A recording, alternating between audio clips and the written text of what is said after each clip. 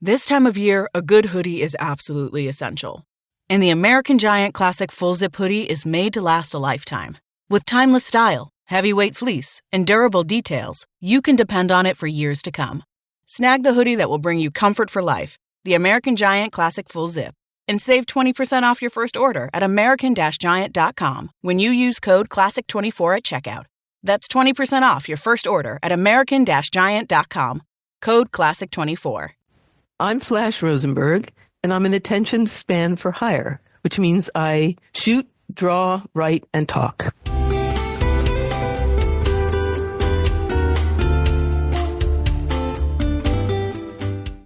Hello, I'm Chris Stafford, and this is AART, the podcast where we get to know women from around the world of visual arts. This is Season 2, Episode 22.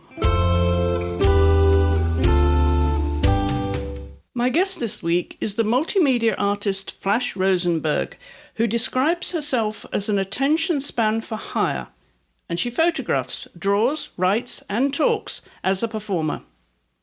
Flash was the pioneering artist in residence for Live from the New York Public Library for 7 years, capturing live drawings of literary discussions in real time to create panels and animated summaries known as conversation portraits.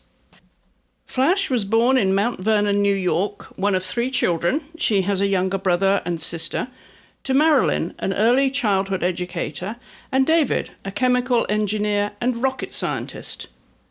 Her family moved to Delaware when she was 4 years old, and later she attended the University of Delaware, where she graduated with a BS in graphic design as a Dean's Scholar in visual communication. In 2011, she was awarded a Guggenheim Fellowship in the creative arts. Her animations have been commissioned for Broadway shows. Her main stage stories for The Moth have been broadcast nationally on NPR. Flash Think Cartoons was a weekly online feature on the Condé Nast site archetypes.com. Flash has had an elaborate and original teaching career, specializing in provocative approaches to art, including workshops in visual humor, and a perception studies class conducted entirely in the New York City subways for Cooper Union. Flash lives in Harlem, New York. Flash, welcome to the podcast. Thank you for joining me. Thank you. It sounds like you're a New Yorker through and through. My studio is based in Harlem. I was raised in Delaware, and there's not that many people in Delaware, so if you meet another one, you got to give one back. But I've been in New York for over 30 years. I think I was a New Yorker before I even moved here. It's just something that's in your soul, and then you land. It seems to be that way. I've spoken to a number of guests who are from New York, and it seems to be that it's in your blood. So what makes up a New Yorker then, if it's in your blood? Well, when I was 14, I was walking down Main Street in Newark, Delaware, where I was being raised. And I never say I grew up because I've not yet consented to grow up. But I went into the newsstand and got a Village Voice. And I thought, wow, I want to go where the ink is coming out of that bucket. And so it was sort of an aim of mine, although I was in Philadelphia, very happily so, for about 14 years before I made it to New York, because I had a business and I was in love there. And why does anybody move anywhere for love or money or the hope for those things? So what were you doing in Philadelphia? Well, I was making movies. I had a art clown company called Flash Artists that had up to 44 people on roster, and we dressed in costume. This is during the 80s, kind of David Bowie-esque little clown outfits. And we went to every conceivable kind of event and took Polaroids and made them into favors to give to people, like life-size photographic masks where they'd buy 10 prints, or buttons, magnets, mirrors, keychains, yo-yos, or anything that was interactive. I really had a big belief that I wanted to bring the joy of my creating art to others as a gesture, as something live. So there's always been the theatrical component to the artwork that I do. Did you have influence from your parents when it comes to art? Very much so. I mean, we moved to New York, and there was a lot of homes that were like Levittown style houses, and we went to see all our relatives were still in New York. And when we came back, somebody pulled up a truck and robbed the house. My mother said she wasn't particularly funny or even thought of herself as an artist, but she goes, well, I guess it's a dance studio now. And with the insurance money, she bought a piano and our living room was a dance studio. And she liked being creative. She was an early childhood educator, and she said all humans should be respected. She's never have kids glue macaroni to construction paper. No one needs that. And she had, one time I went to her class, she had 10 3-year-olds from like 9 in the morning till 2 in the afternoon, and they very peacefully obeyed or listened to or gladly did whatever she was suggesting. And I thought, no matter how successful I might ever be as a performer, I will never have that kind of command of an audience. And my father was, well, I come from a long line of what is known as the funny guy at work, only I forgot to get work as a lifelong freelancer. I had one job at the Delaware Art Museum in 1979, and I've been living by my wits and hopes ever since. Well, you were born in 1954 in Mount Vernon, New York. What were your very earliest memories then of childhood? Eldest of 3 children. So give us some idea what those very early years, how they were colored in your life. Well, I mean, I was funny before I knew it because I liked theories of how things worked. And so when we were moving from New York to Delaware, I cried the whole way. I was 4 years old, and my mother thought I was car sick or something. And I said, no, I thought if you moved away from where you were born, you would have to be that age all your life, and I would be 4 forever. Turns out I was right. With your mother being an early childhood educator, was she strict with you? Marilyn, we're talking about now. Was she strict with you? No, she negotiated. She was not strict. She didn't require us to obey. In fact, she loved to be entertained by her kids. And so we learned to use humor and be adorable. I mean, another whole factor in all this is that there were very few Jews in Delaware, and we weren't particularly religious, but the general sensation was be likable so people will like Jews. It wasn't really a crusade. We didn't run around boasting about it, but it was just kind of a way to be helpful, to be funny, to be playful and generous. And those are qualities that I try to bring to my artwork. Has that sensitivity to your religion carried through into adulthood? I think so. I mean, I very much like to say, well, it could be this way and it could be that way. I mean, an example is the first day of school, we were learning to read, and books went the usual way in America, opening up on the left, and you read, from left to right. And that very afternoon, I went to Hebrew school, and you opened up books from the other side. Next thing I know, we're studying men in bathrobes leading the people, Abraham or Moses, and they looked like my dad at night. I figured they went home and put on a suit and tie to go to bed. And I thought that Judaism was not particularly a religion, but it was this sensation that the exact opposite of everything you know could happen, and it would still be all right. And your father, David, was a chemical engineer and rocket scientist, so a true academic, I would imagine. What sort of influence did he have on your childhood? Well, he was smart. He would bring home things from work. Like, he was one of the few men in his bridge club, because Jews weren't allowed to be hired for corporations back in the 50s and 60s. And he had this job, and his friends sold shoes, they sold jeans, they sold newspapers, and that was his card, the guys in the played cards with. And he would bring home like the foam stuff that you packed rocket motors in. And he was just a boy who dreamed of going to the moon. So he became a propulsion scientist to figure out, how do you launch something? He said, actually, it was quite easy to go to the moon. The hard part was bringing them home, because you couldn't launch something in zero gravity as far as they knew at the time. That's why they wrote, the rockets circled around the moon, and then they went up and down on a rope. Because you couldn't particularly launch.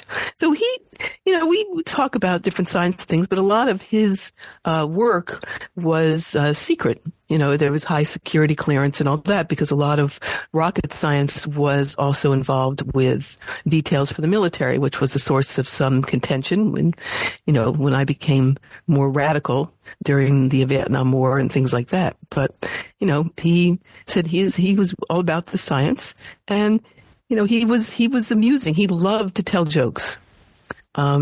So he put out, after he retired, he put out something called a Rosiegram, which was, that back in the early internet where people shared jokes because we weren't really sure what it was for. Now when somebody sends me jokes, I think, who has time for that? So what's their backstory then, Flash? Where did your parents come from? Well, they met in high school. They were high school sweethearts in Mount Vernon, New York. And so, they got married at 23 and had me when they were 25.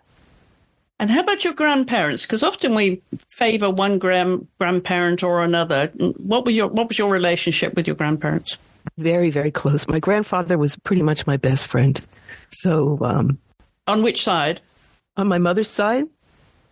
And he was so funny because I couldn't, he was living in New York. I was in Delaware, and I couldn't wait to learn how to write because I wanted to write Papa a letter. So I wrote a letter, which any kid would do, and say, "Dear Papa, I'm fine. The weather's fine. Hope you're fine." And he wrote back, "Most people aren't fine. The weather is seldom fine. And if you're going to go to the trouble to write a letter, say something." Best writing advice I ever got. Great advice. So some early influences then in terms of, humor. As you said, your dad had a sense of humor. Yeah, my mother did too, but hers was guileless. She was just funny, and then she loved to laugh at herself when it was revealed that she had just said a funny thing. Like when computers first came out, they were sold at auto parts stores. So we went down to the Penn Jersey car parts place, and, we had a mission. Mom had to get a dedicated piece of equipment for my father's computer. And she marches up to the counter and says, "Sir, I need an urge suppressor for my husband." And the whole place cracks up. And she cracks up too. She goes, "Well, I thought that's what it was." And to this day, I think of all those surge suppressors as urge suppressors. And so talk a little bit about, what your influences were when you were growing up, like in school, the kind of things that you were attached to, and were you particularly drawn to art when you were a young child? Always drawn to art. I just loved to draw. And because my mother was an early childhood educator, she was impressed that I could draw faces so completely so early. I just love to look at things. It's a sense of observation. It's why I've earned a lot of my being able to afford to live indoors from being an event photographer, because it's like having a day off. I don't have to have an opinion about anything. I don't have to invent anything. I just have to be keenly aware, like it's a gymnasium for the aware, to go and see what's going on. And I feel like I'm actually part detective and part vacuum cleaner, because I'm looking around at any event and I know who I've already seen and who I've photographed. So I'm extremely complete in getting everybody who's there. And that part of it is interesting. I think if I wasn't an artist, I would have been a detective. I love figuring things out. And, so I would always, I went to the art room during lunch. I was really good friends with art teachers all the way through, including in college, where I had this wonderful mentor in photography. Because back then, when you wanted to draw something, you had these swipe files. You went through magazines and ripped out magazine pictures of somebody sitting, somebody looking sad, somebody holding their head. Then you could refer to those images to make drawings. Well, I thought if I had photography skills, I could pose my own to do my swipe file drawings from, and then got enchanted with what photography can do. But I never abandoned one thing for another. Like when I tell people I do photography, drawing, writing, and performing, they go, "But which one do you do?" And the thing is, I do them all because they're required, because ultimately I make animations, and you have to be able to understand time arts. You have to be able to write a script. You have to be able to draw and have the photo technology to capture the thing to make the animation. So all components are needed. There's not like a preference. But when I went to the University of Delaware, all I wanted to do in life at that time was get out of Delaware. And what do you know? I got a full scholarship to the University of Delaware.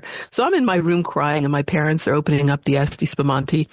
And back then they had college catalogs. And when I went to the school, they said, well, the state of Delaware has a moral obligation to educate its citizens. So if you want to major in something we don't offer, we'll pay the difference for you to go somewhere else. And I thought, well, how hard can it be to major in something they don't offer? So I went to the Dean of Arts and Sciences and said, I want to major in a question. I don't want to be an or an ist. I don't want to be a philosopher or a photographer or a scientist or an artist. No or ist. I said, I want to know how we know the things we know when we haven't been told. And I said, and that's video production, it's philosophy, it's sociology, it's writing, it's photography. And I thought, this is it. I'm going to MIT. I'm going to be able to go into perception sciences. And the dean, to my great gratitude all these years later, said, you can stay right here and write your own curriculum. You just have to write a page about why you need to take that so that you have a focused course of study. So that worked out very well for me because that is, in fact, what I ended up doing for my whole life. And, in order to survive, I've what I call jobbing out the skill set. So I can come over and photograph things. I can be hired to do a drawing. I can do a graphic flyer, so that sort of pays some of the bills. But mostly I just want to do what I do using all the materials and skills and playfulness that I have, which is the best skill of all. Saying I'm not worried about it being right or perfect or even new. I just want it to be resonant so that when you look at it, we know each other better. Now, that was in the late 70s that you were at the University of Delaware. I'm wondering what your college mates would have said about you. How would they have described you then and your mindset, if you will, at that age? Well, there was as my professor called it, the rubber band theory. A lot of people really expanded during that time period of protests and dress and who you imagined you might be. And then they sort of spring back. But he said some people break the rubber band and keep on running. And so, I tried to include people. I wasn't in competition. So, it was a lot of fun. And I like to solve problems. Yeah. They would have considered you a lot of fun and playful and yet thinking outside of the box. I'm wondering when the protest mind came in, what were those early influences there? Because there was a lot going on in the 70s. Well, there was a lot going on in that while I was still in high school, I worked very hard. I actually thought at some point I would go into politics because the world seemed so dire. And I thought, well, maybe, politics needs my help. And I was a political science major for like 1 week. And I said, man, if these people took art, I think that would help the world a lot. But I worked on the age majority legislation. I was very disturbed that they could give people draft numbers who were 18 and they weren't old enough to drink or vote. And I said, this is not even representation. So we got the voting age and drinking age to 18 while I was still in high school. I'm going to Dover, which was the capital of Delaware, and having that be passed into law. They later revised it and made it be age 19 because there was a problem with 18-year-olds being still in high school who were bringing liquor into the school, and that was not safe or wise for the whole group. But, at least you could still vote at 18. How were you reacting to the political environment then, Flash? Were you rebellious? Were you angry? Were you provocative? I wanted to explain it. I thought I'm an interpreter. I'm not somebody who goes marching around and shouting. That doesn't mean I don't have strong opinions, but I was doing political cartoons for the school paper. And then one day I just said, I hate Nixon so much. I don't want to draw him. I'm going to do something else with what I draw. But it wasn't like because I gave up on politics. I just thought, I wanted things that were about human nature, that were about how we saw each other, that would be more evergreen than one political idiot saying something stupid and then I go, about that thing. I have the utmost respect for political cartooning. I think they're geniuses, who can distill kind of a frustration and an anger and a clarification that is needed. But I went on to do other kinds of cartoons and then I got interested in blending like photography and words and making ideas visible. Because I'm more interested in ideas than I am in celebrities. Like for 7 years, I was artist in residence at the New York Public Library in their main branch with the Lions. And I drew over 200 conversations between authors, artists, and provocateurs to make what I called live drawings, so that I recorded my hand drawing this, and I'd maybe make 18 to 20 images of the points in the talk that really spoke to me. And people would always say, well, you're doing caricatures, right? I said, no, what matters to me is how people think, not necessarily what they look like. And so that was a really good blend of my sense of theater, photography, because I called it like taking snapshots with a pen, to make visible thoughts. Because that was what was frustrating about photography to me. Is like, well, that's beautiful. There, the lighting's nice. I can make something look good or have it look tragic. But how to make it have some quality of what an expressive drawing would have. So, I'm not much for abstraction. I like to kind of explain things better to myself, and then if I show it to somebody else and they are kind of intrigued or educated, or even if they want to argue, that's all good with me. Do you remember what age you were when you first found your way around a camera? Oh, very clearly. I got a scholarship to be an exchange student in a summer program in France. And my high school graduation gift from Papa was an Instamatic Kodak. And my job there, since I was on a scholarship for the American Legion, was to take pictures and come back and do a slideshow talk. And so I had this little camera, and I loved taking pictures of not the monuments, but I thought when I was at the foot of the Eiffel Tower, what interested me was my feet are by the base of the Eiffel Tower. So I had all these things that were what it felt like to be me in a situation, not what was the expected image.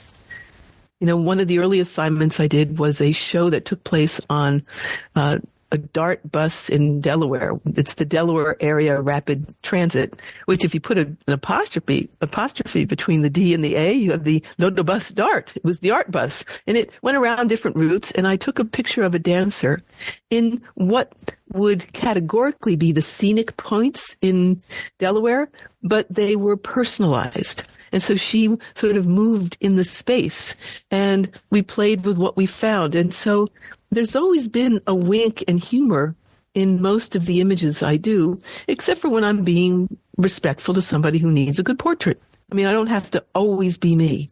I like being able to shift in and out of character in order to spend the skill set.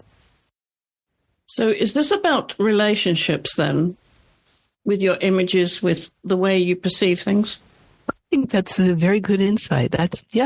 I'm not somebody who says, I'm going to do what I have expression for. It's all for me about sharing. I mean, I also love to cook and invite people over and experiment with food. I usually wake up in the morning and make something, because then I've already accomplished something for the day.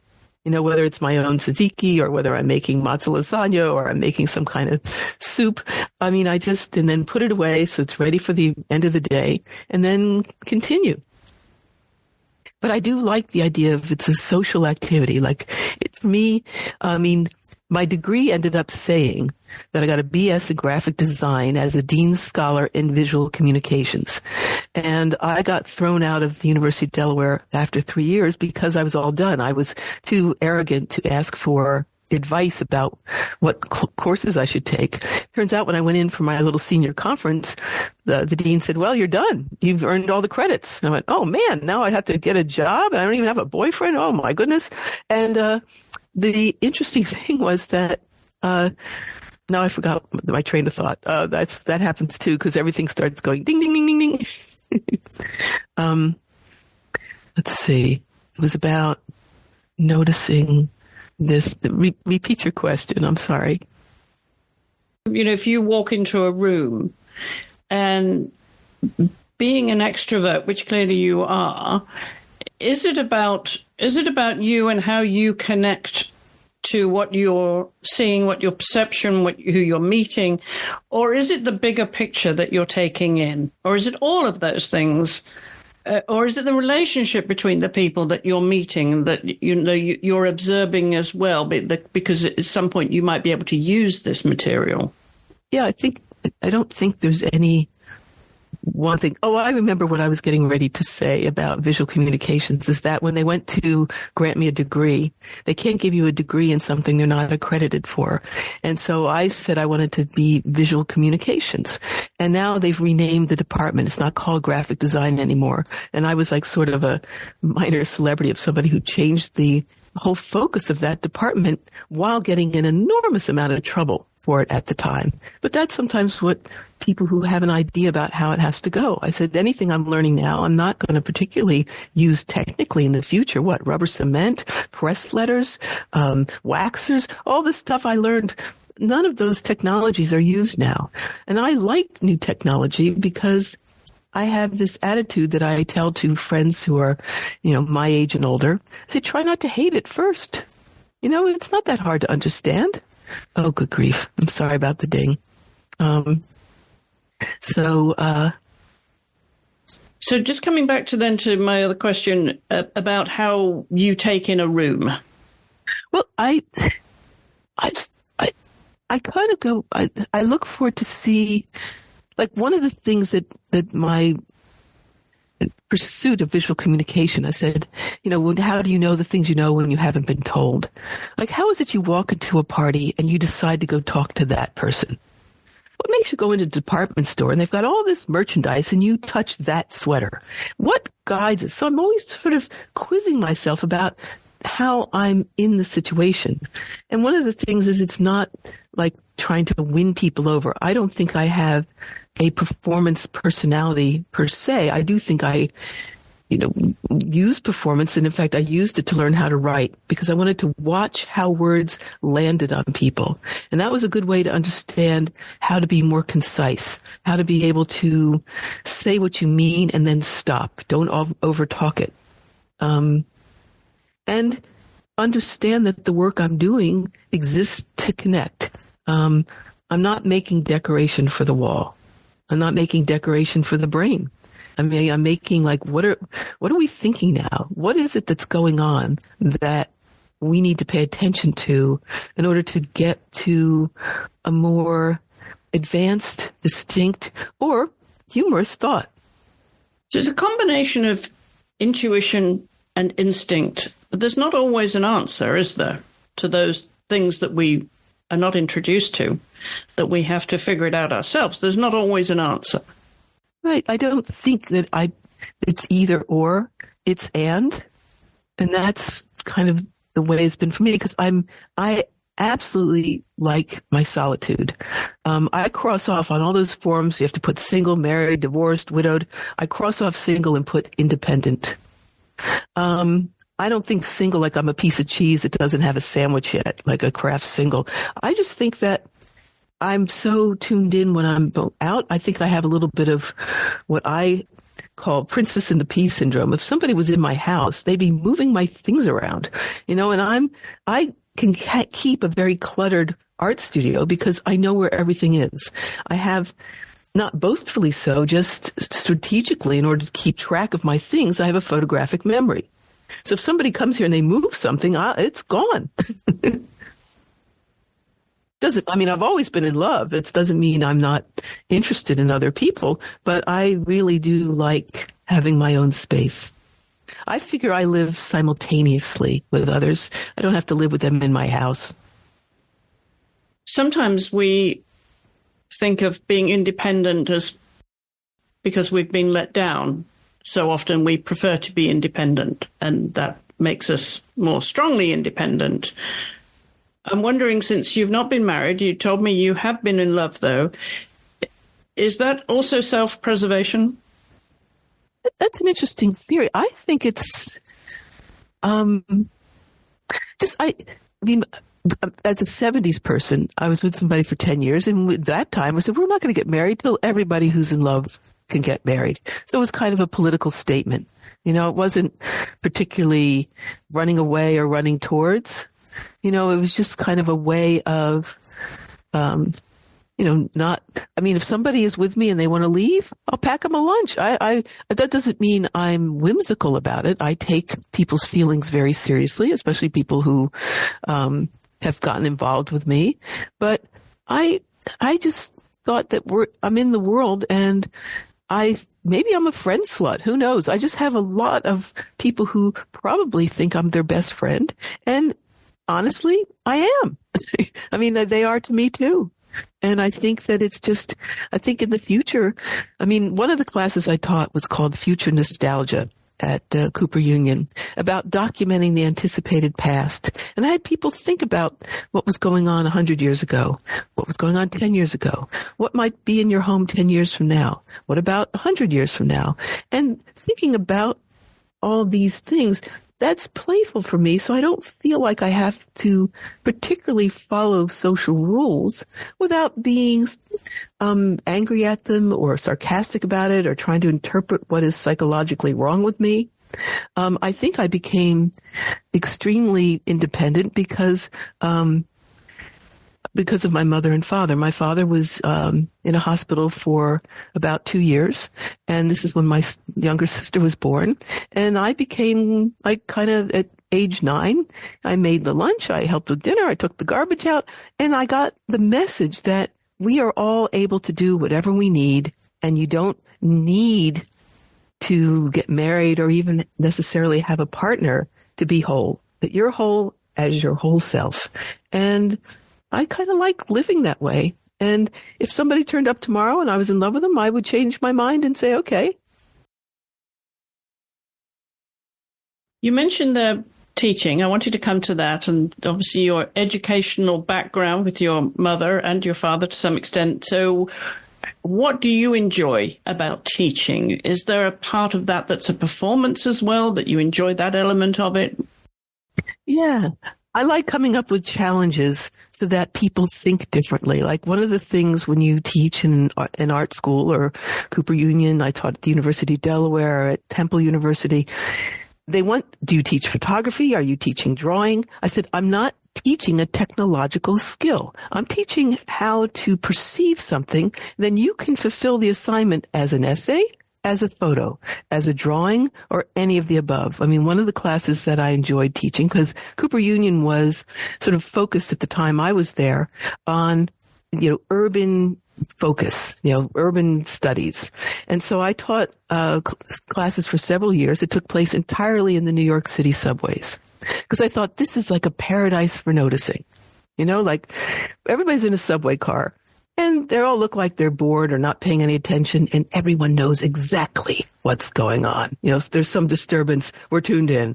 And I thought this is an interesting place to play noticing games.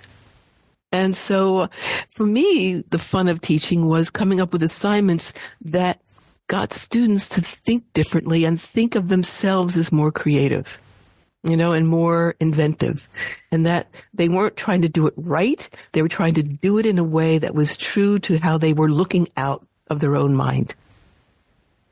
For example, we did one of the first assignments for the subway games was called Jazz Noticing.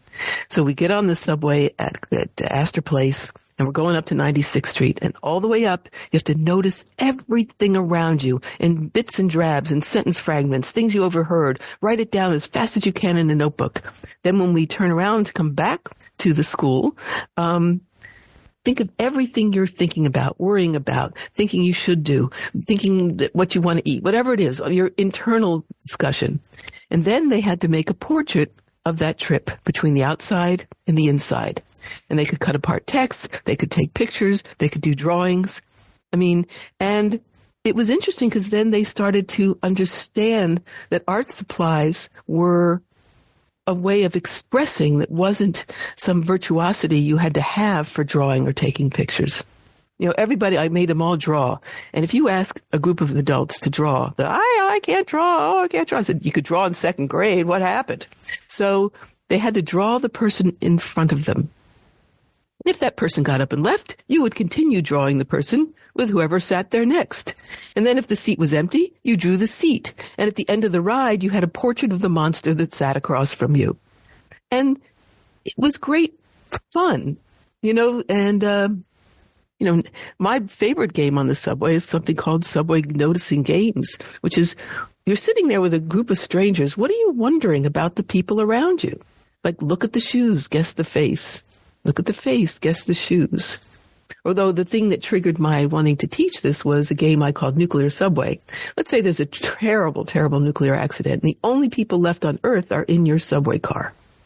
You have to pick one person to mate with to continue the human race. Now, this isn't about biology. It's who in the car do you have an affinity with?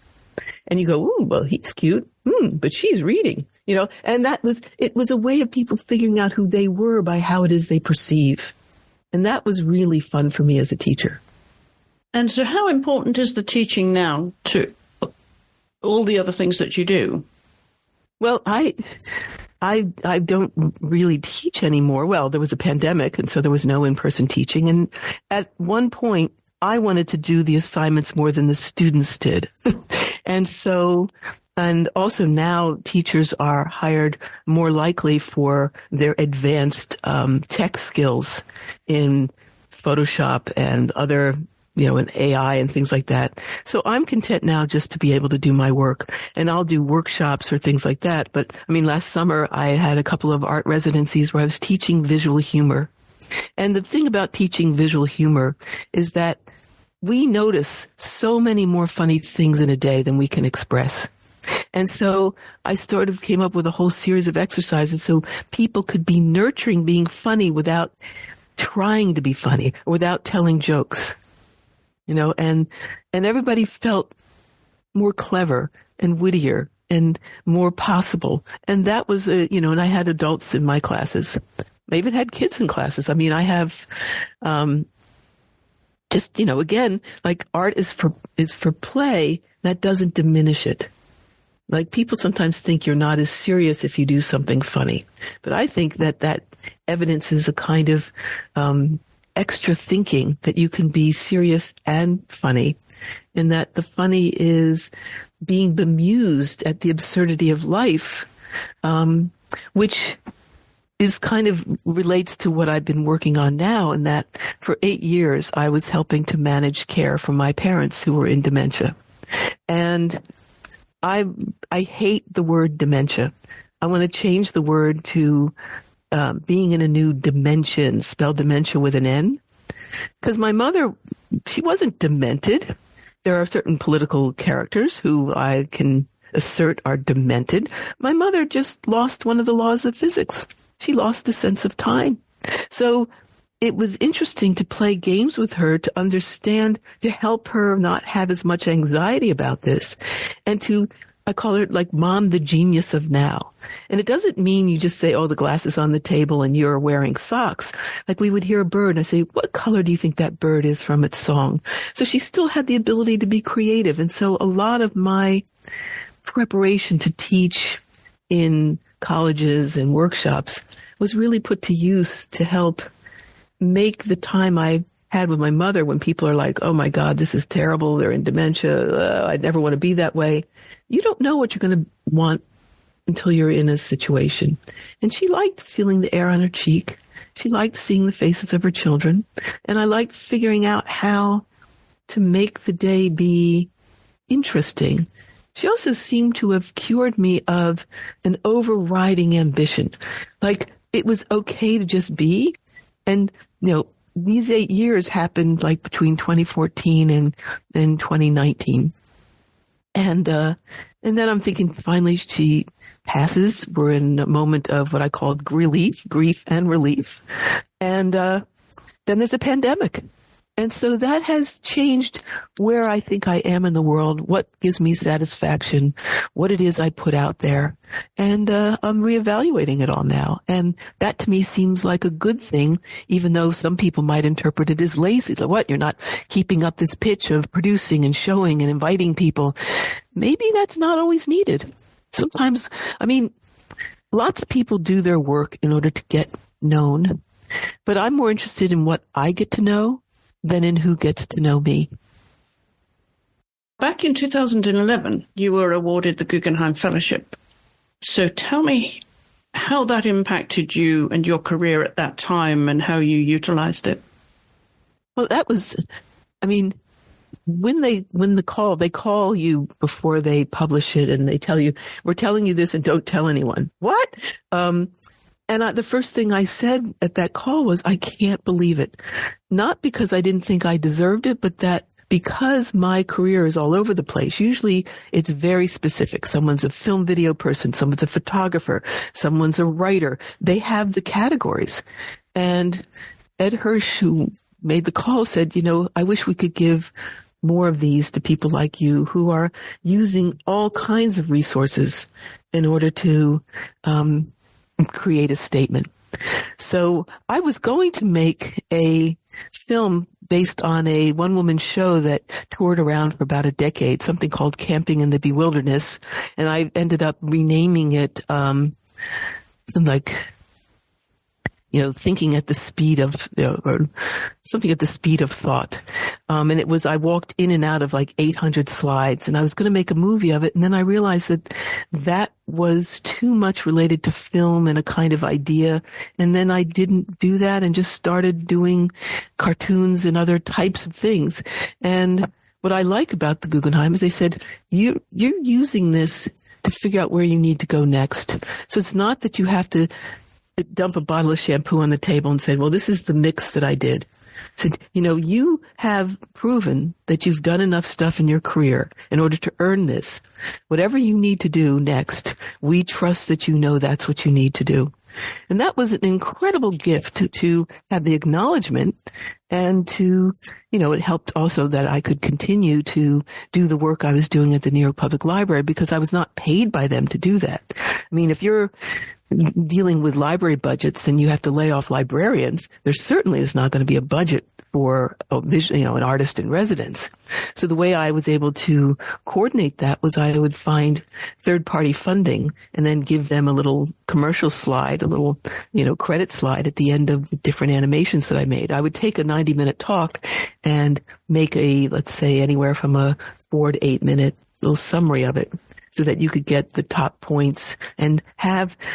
What was interesting is I was just really wanted to learn how it is we listen to things, how ideas came to us. So there was this whole evolution of, first I was drawing just everything on one big piece of paper, and at the end it looked like gift wrap. And I said, when you listen to a talk, that's not what it looks like. You have one idea, then another idea, then another idea, and I was trying to make a portrait of what it's like to learn. So that's some of what I did with it as well. Now let's talk about music, the soundtrack of your life. This evolves, doesn't it? I think we go through phases in life. Would you say you embrace a multitude of genres now, and that music is important to you because it clearly has played an important role? Is it a soundtrack? Is it something that you could actually write a book about? This is the soundtrack of my life by Flash Rosenberg. It's a soundtrack, but actually when I'm working, I don't really play music because it's pretty loud in my mind. So I don't have music on in the background particularly. I just am struck by certain songs and what they mean at a certain point. My brother, who I'm very close to, he's 2 years younger, he's the musician. When we got this piano after the house robbery, we had to take piano lessons. And as a sort of constitutional visual artist, once I figured out the notes and I knew what the song sounded like, I was done. He liked playing it over and over again to get it different textures and different sounds and different boogie-woogies to the whole thing. And I wanted a new piece of paper to start a new drawing. And so we kind of divided the world up between what boys do and what girls do. Like I said, boys like dark meat, girls like light meat. I liked vanilla. He liked chocolate. He did piano. I did drawing. I mean, we divided things up like that, but I've always been really interested in music and how songs mean something. I mean, one of the most hilarious moments while I was drawing at the New York Public Library was when Jay-Z was speaking, and there was a writer from Talk of the Town from the New Yorker who sort of plopped himself near my little table. And then there was a young 14-year-old who just begged and begged to get let in, and she was there, and I gave her some paper. I said, "You can draw too." And they're like, oh, she won't like rap music. I'm some old lady. I said, no, I like rap music. I mean, I love that song by Nelly going, it's getting hot in here. I mean, it's getting hot in here, so take off your clothes. That seems very sensible. They're like, but how would you know about rap music? I said, oh, I photographed bar mitzvahs, and that was my street cred. And it was one of the few times I said a funny thing and was not aware of it. But I just like when there's an invented sound or something that, as I tell my brother, I like squiggly and boing boing music. So even though I have a lot of genres in the list that I provided, that I said this is the kind of music I like, they all have a kind of jaunt to them or a mood. Although I think my main thought about music was something I heard Paul Simon say in an interview at a New Yorker festival, where he said, when you're in your teens and 20s, music is so important to you. He said, because all your life you have all the emotions you're going to have. A baby has as many emotions as you have when you're 80. He said, but you don't have a way of communicating it. And when you're in your teens and 20s, you don't have the stories and experiences with other people to hang it on. And then by the time you're in your 30s, 40s and more, you're in love, you broke up, you have a job, you have kids, you have things. So you have other things that your emotions are connected to. So you don't need pop music as much. And I thought that was a very interesting interpretation of what happens. But I like hearing different genres, so I keep up to a degree. When I say keep up, maybe some of the music I think is modern was done in the early, aughts. So I may not be as up to date as I think I am. But you're open to keeping up to date and following what's going on in the world in terms of trends and also technology. You mentioned you're keeping up with that too. So what's your take on AI? Does it bother you? Do you embrace it? I think as I do when I go to photo, I'm not going to form an opinion till I know more about it. I think there's some wonderful qualities and there's some bad qualities. Pretty much anything has that as an interpretation. So, I mean, it's pretty amazing on some level. I think the dangerous part of falsifying people's voices, I mean, the untruthfulness of it, that's worrisome. I don't know how we're going to work that out, but it seems like things happen and then we come up with a way of figuring it out. Now, I don't know how much I tend to be around people who want to evaluate, criticize, not automatically believe. So I'm probably sheltered from people who will just buy any kind of ridiculous thing they're hearing without questioning it. But I question almost everything. And no doubt you question politics too. We talked about the political landscape in the 70s being very different to now, in some ways the same. But without drilling too deep, how does the politics of the day impact your art? I think it impacts it by me wanting to not amplify certain people that should never be in the news. So I pay attention to literature, humorists, movie, almost anything but this scramble for fame that politicians who are hell-bent on destroying everything and having limited ideas. I mean, I don't want to have them in my brain. I mean, this is going to sound, I don't know if I can, I can say it. I mean, what I hate about Trump is that I never wished for anyone to die. I actually want that guy to die. And not because I wish him ill, but I want to see how big a font the New York Times uses on the front page for Trump dead. That's all. I mean, it's just like a font question. It's not really me now getting arrested by his minions for saying something negative. The font of life and a font of wisdom. All right, let's talk about literature since we can, because we've covered just about everything else, Flash. What's on your bookshelves? What's on your nightstand? A lot of books that I have trouble getting to because, I mean, the pandemic introduced me to Netflix, Hulu, Amazon Prime. And I feel like I moved to Harlem after 30 years in Midtown, where I got priced out and the building was sold. And so I landed in Harlem in 2017. And I've just been watching every kind of film to learn more about my neighbors and Black history and things like that that was not particularly covered when I was growing up. I have a big stack of books. I have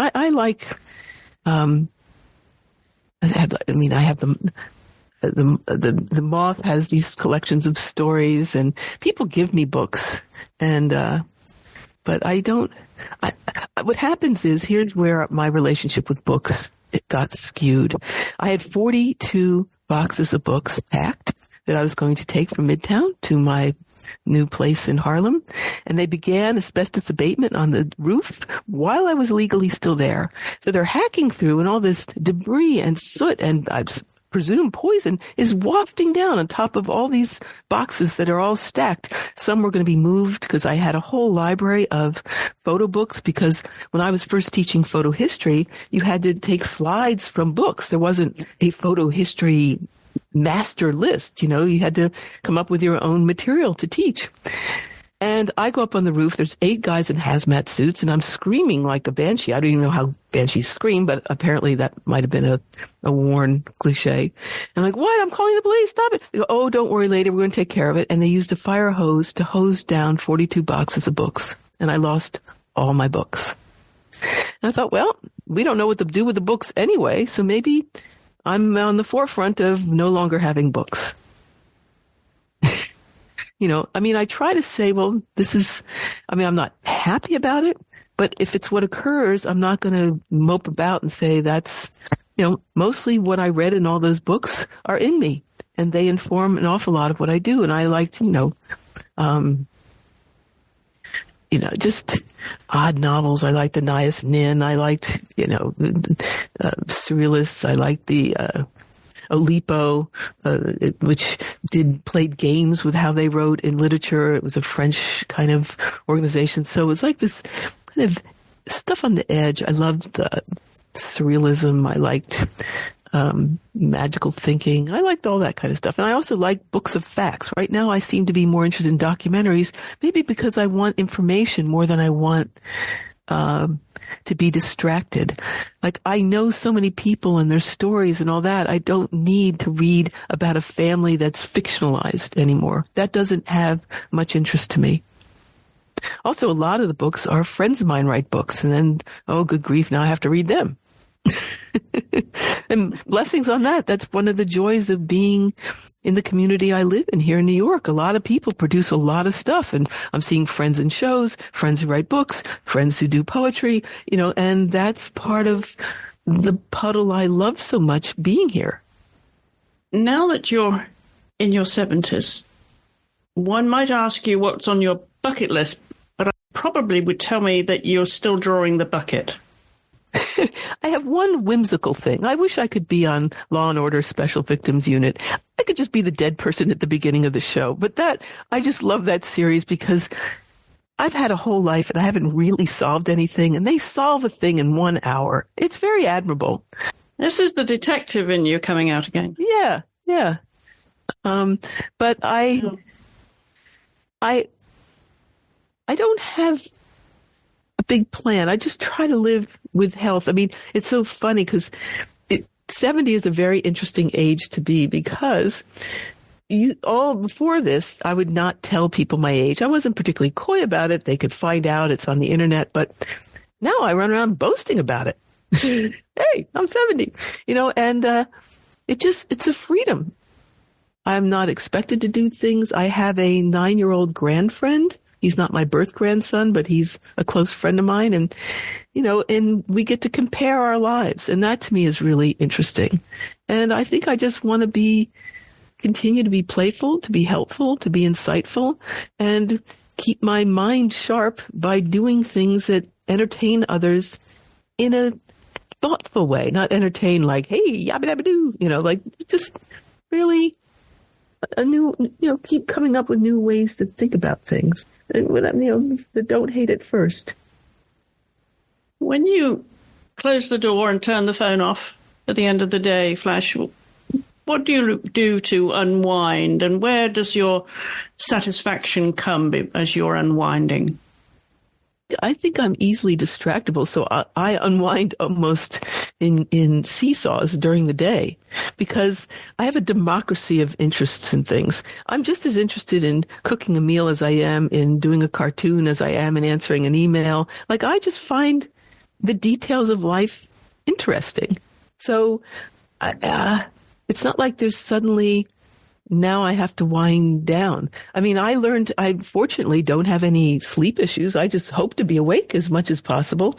But I learned how to sleep from my dolls. Then back then, when the doll was sitting up, her eyes were open, and when she was lying down, her eyes were closed. And I wake up at about 4 a.m. and start in. I love being awake while it's still dark, and I can kind of welcome the light coming in. That to me is a big pleasure. So you're early to bed? Yeah, well, sometimes I'm up so early in the morning, people think I'm a night person, but I don't even go to bed. I sort of fall asleep. I think, well, I'm going to read for a while. I'm going to watch something. I fight it like a little kid who doesn't want to sleep. But of course I sleep, and I wake up first thing and go swim laps. That to me is a great, great joy. Just being able to move and the company, like I'm in the Harlem Y, where there's a group of the early morning swimmers. And there's something so wonderful about seeing people just in passing like that we are friends that salute each other for the day. That may be more satisfying than winding down. That's like winding up. I read somewhere that you were regarded as the official doodle clown for the New York Clown Theatre Festival. Is that how you would like to be described? Do you have a phrase that would be your legacy? I don't think that would be a legacy. That was a playful thing to do. But I just think, doing the live drawing, I used to always say, this is not a question of stump the doodle monkey. Like, if I can't think of what to draw, it may be that the person's not speaking clearly enough about what it is they wish to communicate. So it's a two-way thing. I mean, being the doodle clown at the festival, it was just a wonderful thing to draw people in performance and capture their whimsy and their originality. That was, to me, very, very exciting. And I liked, being one of the first photographers, a woman photographer in Delaware. I mean, I was photo editor of the Delaware Today magazine in 1981, I think, or 80. And I looked about 12 years old. I think I was about 23. And I would show up and, people for the story would say, well, where's the real photographer? Meaning the guy. And I was a laughing feminist, not an angry one. And I said, I'm it. And they said, well, don't you have a big camera bag and stuff? I said, no, if I have to get close, I'll run up. And if I have to back up, I'll back up. And it was just this sort of playful way of noticing and being in time. And now I've lost why I went off on that tangent, but it was you were asking about. Well, I'm also wondering now, given all the things that you do, if you would ever regard yourself as retiring. I can't imagine you would retire. You just continue to live the life that you're enjoying. Yeah. I mean, I had a job. I retired in 1979, and I've been doing what I've wanted since then. And so I don't even understand the concept of retiring. Yeah. I figured as much. Yeah. I mean, I guess once I lose a certain cognitive or physical ability to do things, and I'll probably think of something else. It's problem solving, and I think that's a little bit where, let's say, my father's scientist mind came in. I come from, there's a lot of chemical engineers and scientists in the family, and I just think I'm like a visual scientist. What are you looking forward to most of all this year? What your plans are? What am I looking forward to? Well, I really was looking forward to talking to you. I mean, I think that any time that there's an engagement and an interest, that matters, So, this is, I can't believe somebody's at my door. Well, there's a good cue for us to wrap up, and for me to thank you so much for your time today, Flash, and for coming on the show. I really appreciate it. Well, I really appreciate your questions. They were thoughtful and they followed the trajectory, even when I can't follow the trajectory. So I really appreciate your helping me understand more about what I'm doing and who I am. That's a real gift to give to any artist, and I thank you very much. And if you scroll down the show notes below the podcast player, you'll find links to Flash's social media, her website, and also to some of the exhibitions that she mentioned. I hope you'll join us on Instagram. We're at the AART Podcast. Don't forget that's art with 2 A's. And as always, you can reach me via email at hollowellstudios@gmail.com. My thanks again to my guest this week, Flash Rosenberg, and to you for listening. I'll be back next week when my guest will be the coloured pencil artist Paulette Pearson. So I do hope you'll join me then.